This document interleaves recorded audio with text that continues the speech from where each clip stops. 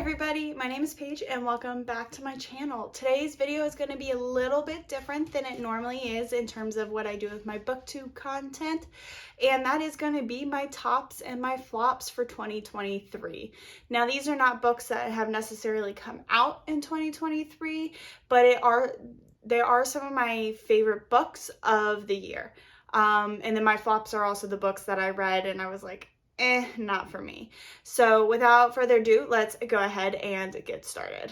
So in 2023, I read about 93 books, and about 28 of these books that I say I read were actually audiobooks, so I listened to those. And then 7 of the books I both read and listened to at the same time. So like I've said before, I kind of do this on occasion to keep myself immersed in a story, especially if I do have the opportunity to do it and I don't really have any audiobooks to listen to at the moment. So 7 of those I kind of did as a hybrid. And that leaves a total of 58 books that I physically read, whether those were ebooks or my physical books that I own or got from the library. In total, I read about 36,000 pages, and my average book was about 388 pages long. So I wasn't reading a ton of really long books. There were a couple in there that were longer, but most of them were in the 350 to 400 range, which is why I have that average. There are also a couple in there that were novellas, so they're quite a bit shorter. So overall, I had a really great reading year, not only in the number of books I read, but by how pleased I was with the majority of books that I did end up reading. I think there were only a couple that I absolutely did not like, and I was severely disappointed in. Some of them I was very meh about, but they're not bad, so they didn't make my flops list, but they weren't so good that I would rank them in like the upper half of what I read. And then I had a decent number that actually ranked up on like, I will be rereading this at some point. So let's go ahead and get started with what I term my flops. There was only a couple of these, like I said, and then we'll go ahead with my tops so we can end on that high note. So there were only 2 books that I read / listened to that I was excited for, and the description sounded a lot better than what it was. I came very close to DNFing these. I didn't though. One reason for one of them was because it was a shorter book, and by the time I was like, okay, I'm done with this, I was almost done with it. And then the second book was an audiobook, and I didn't really have anything else to listen to, and I was like, well, I'll just kind of listen to it on a little bit faster speed to get through it a little bit quicker. I did finish them.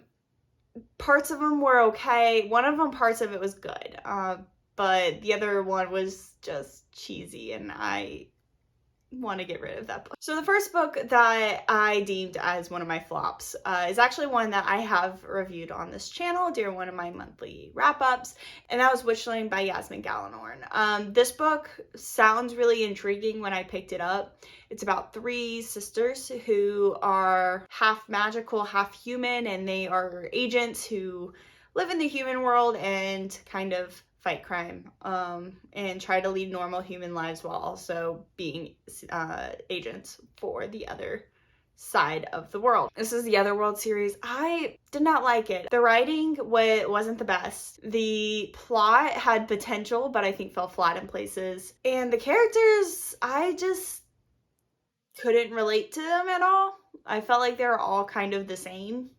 So like I said, I was disappointed by this book. I really wanted to like it, but oh well. The second book was one that I thought was going to be really good because it was made into a TV show, and I know that you should never judge a book by its TV show, and normally the book is a lot better. And it is beautifully written, it is fantastic, it is just long and drawn out, and this will be no surprise if anybody has read any of his books, and this is Fire and Blood Part 1 by George R.R. Martin. I didn't dislike the book. Like I said, I just thought it was long and drawn out, and there are a lot of parts in it that make sense for the Game of Thrones universe, and they would absolutely be fantastic for a super fan. I am not a super fan of Game of Thrones, though. I feel like that kind of high fantasy, the way that it's written, is just a little bit too formal for my style. You guys know I do write high fantasy, but I try to keep it a little bit more on the casual side. And I love the world building that he does. I think he's a fantastic writer, and I do actually like a lot of the Game of Thrones books. This book just kind of fell flat for me. It wasn't my favorite, and I was kind of sad when I finished reading it, and I was like, this is not what I wanted. So yeah, that was the other one on my flop. Like I said, it wasn't a terrible book. Overall, it wasn't. It just did not meet what I thought it was going to be. Which is unfortunate, but sure. So for my tops, I read a lot of really good books this year. Like I said, I read a wide variety of genres. I got a little bit more into thriller reading, and I was excited about that. And there are some books in here that if you haven't read before and you haven't picked up the series and they may sound interesting to you, I would highly recommend trying to find a library and picking them up. I also would recommend buying some of them because, like I said, these are books that I will read more than once. So I have a couple different genres in here, and I tried to pick some of my favorites per genre because I did read a little bit more diversely this year than I have in past years. And so I kind of picked like my absolute favorites. So yeah, let's go ahead and get into it. So the first one is A Tempest at Sea by Sherry Thomas. And this one I picked for historical fiction. If you've not read any of Sherry Thomas's works, she has two different series. So the first series is a YA. I think it's called Burning Flame or something like that. I have not read those books. The ones that I really like by Sherry Thomas are the Lady Sherlock series. And one of my favorite narrators of all time narrates these, and that's Kate Redding. So the Lady Sherlock series follows Charlotte Holmes, who goes by the pseudonym of Sherlock Holmes, to the rest of the world. And A Tempest at Sea is the latest installment, and it's after the whole debacle with Moriarty that goes on in the original series. She kind of reflects that, and Charlotte's trying to figure out kind of how to live her life now that the entire world thinks that she's dead. So I really enjoyed this one. I did not feel like it was as long as the narration said it was. I think it said it was about 14 hours long, and I still listened to it in like a couple of days, I think. So I really liked it. I re-listened to A Case of Scarlet Women, which is the first book of that series recently. So I'm going to start working my way back through it because the 8th book comes out this year. A Tempest at Sea was definitely one of my favorites this year. Number 2, for my fantasy category, I had a lot to pick from this because, as you guys know, I am an avid reader of fantasy. I am a fantasy writer, so that is my preferred genre. But this one takes the cake. I think it's just such a low-key, fun fantasy, and I've definitely bought this book for multiple people over the past year because it is one of my favorites. And that is Legends and Lattes by Travis Baldree. And I have not read the second book yet, but I need to. I need to go find it. So Legends and Lattes, the way I describe it to people is a low stakes, super cozy D&D type of fantasy. The main character is a person that was a part of a group, and she decides to go and open a coffee shop, and you kind of have this like chill vibe of her trying to figure out what the coffee shop is and bringing it to a city that's never heard of coffee before, and like adding in all these different elements with a backstory of something has happened in the past. So I don't want to give too much of the plot away because I think that if you like fantasy in any capacity, you should read this book. Nothing else, it is just fun. And it's not that long, so it has good world building for such a short book, and you definitely feel immersed in it. And I love the fact that everybody is just discovering coffee. So the third book I have for you guys today is Catch and Kill by Rowan Farrow. This book was so good. I just found myself coming back to it again and again and again, and I listened to it on audiobook. I actually found this book because Alexa Dunn had reviewed it on her channel for her like nonfiction wrap-up of 2022, and I was like, oh my gosh, this sounds right up my alley. I need to go find it and listen to it, and boy was I right. So Rowan Farrow is an investigative journalist, and he was researching all of the claims against Harvey Weinstein, and how when he started investigating these claims and everything, he just kept hitting roadblock after roadblock after roadblock. And it was a mixture of people signing NDAs, it was people trying to kill the story, it was all of these factors that just made it so hard. And when the story broke, it broke. And so everything that he's writing about in his book is kind of that process of trying to get the story written. And at the time, he's living on one coast and his significant other is living on another, and he's like, oh my god, I don't know what to do. And it's absolutely fascinating. So if you're looking for a nonfiction true crime read that's not about murder necessarily, I would recommend Catch and Kill by Rowan Farrow. And I will note that there are discussions of the interviews that he did with some of Weinstein's victims. So if any of those are triggers for you, I would approach this book with caution. But I do think that it is a fascinating read to kind of look at all of the different aspects that go on in the journalistic career, especially at that higher level of like the New York Times, New York Post, Washington, and all that other stuff. So absolutely fascinating read. I could not stop listening to it. The next book is A Flicker in the Dark by Stacey Willingham.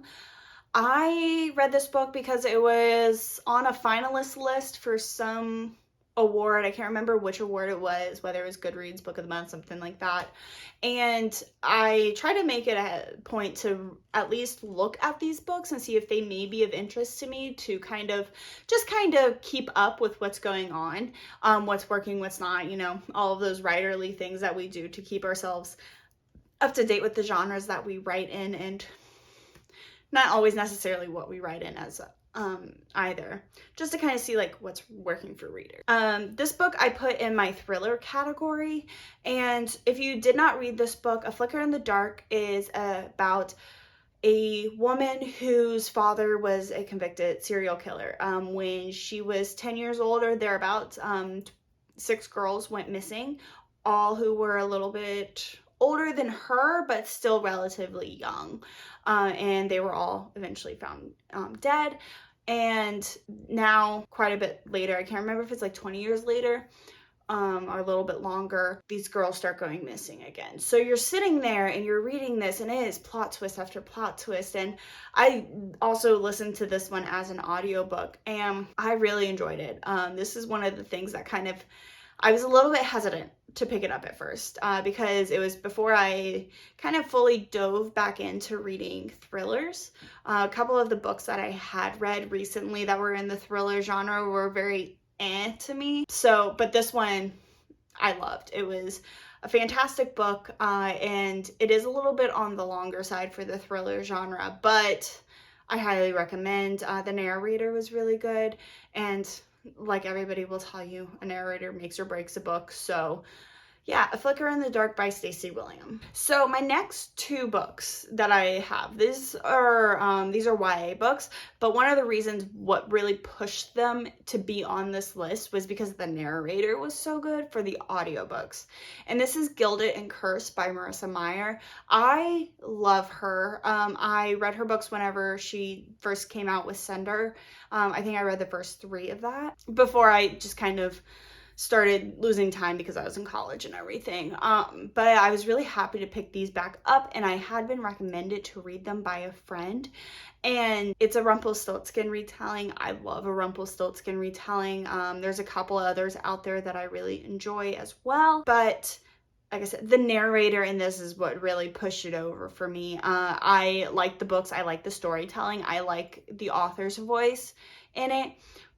But how the narrator reads it just kind of is like icing on the cake. It is fantastic. So I kind of had these in both categories for my tops of like both YA and audiobooks. And like I said, whenever I did the wrap-up video with these, I think I actually like the second book better, which is very rare, because the first book is always so in-depth with the storytelling, and that's kind of what makes you fall in love with the world. But I think the second book it exceeded expectations for me. I think I finished the first book and I was like, I could read the second one, but I also can wait a little bit. Whereas the second one, I was like, man, I want another one right now.